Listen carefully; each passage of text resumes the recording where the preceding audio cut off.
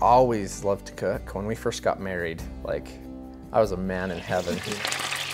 I still love to cook, but it's a lot more frustrating now. It's a typical afternoon at the Rasmussen house. Mother Nicole is busy in the kitchen with 8-year-old Peyton helping. So I try and find things that have a few ingredients, but taste really good and that kids enjoy. 4-year-old Kyson and 9-month-old Carter play in the background, unaware of the feat that is their dinner. I'm kind of headstrong and I get frustrated if I have to ask help too much. She does everything independently.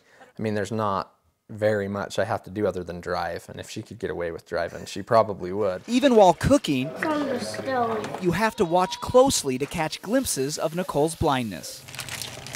On the menu tonight, chicken Milano. She feels for rubber dots on the stove, guiding her to the right buttons.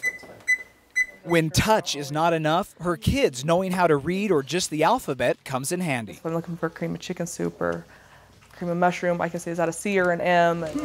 And if all else fails, technology steps in. FaceTime Brandon. Through video chat, her husband points out where that one ingredient is hiding, Right there. or checks if the oven temperature is correct.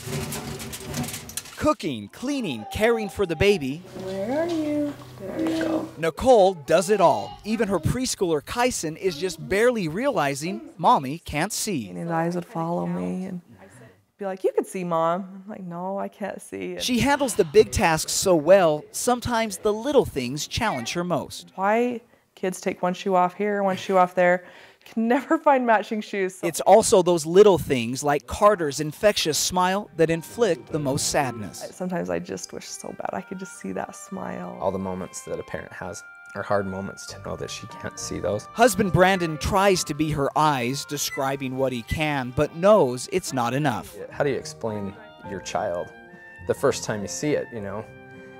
It's the most beautiful thing in the world, you know? And those are the times that are hard for me. I almost feel like I half miss out on everything. It's like I'm there, I'm experiencing, but yet I'm not. I'm distant from it. She feels distant because she remembers what it's like to see. We'd been married a year and 2 months and I got sick. It started with severe headaches, and then things got worse. Later, my left arm started curling, and I said, call 911, and my speech was slurring. Searching for answers, Nicole finally came here to this imaging center to get an MRI of her brain, and the results shocked even the doctors. But it looked like someone had just taken a handful of Cheerios and threw it in my head. There were just rings everywhere. Those rings turned out to be a deadly bacteria attacking her brain. They thought if I did survive, I'd probably be a vegetable. After 2 long weeks in a coma, Nicole woke up. It was just a few days I was in physical therapy and another 3 and I was walking. A walking miracle, or the Lazarus of today is what doctors called her. But 6 months later, And they said they're starting to grow again. the bacteria was back. And this time, Nicole notices something else. The world around her is dimming. We want to see you first thing Monday morning. This was a Friday, I called them. And by Monday morning, it was gone. Doctors tried for weeks to get her sight back. The only explanation, a bacteria ring settled on her optic nerves. And at any given moment, I could let myself be sad and be upset and be mad, but I just choose the opposite. We're gonna do the things we always plan on doing, and this isn't gonna stop us. Those plans were to have children. I want to live my life as normal as I can. Part of that normalcy comes from cooking for her family.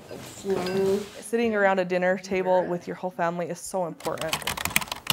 So important that she helps others do the same through her cooking blog, sharing with readers her life story alongside pictures of mouth-watering meals. They pull from things from my blog that say give them support, but in turn it really gives me the support. Brandon is happy to help so others can know the Nicole he knows. I live with her every day, and every day I'm amazed. As for Nicole, she hopes visitors to her blog catch her vision to hope and live for something more. I mean, if I didn't have a faith, if I didn't know that I'd see my kids again someday, if I thought this was what it was, it'd be so much easier to quit.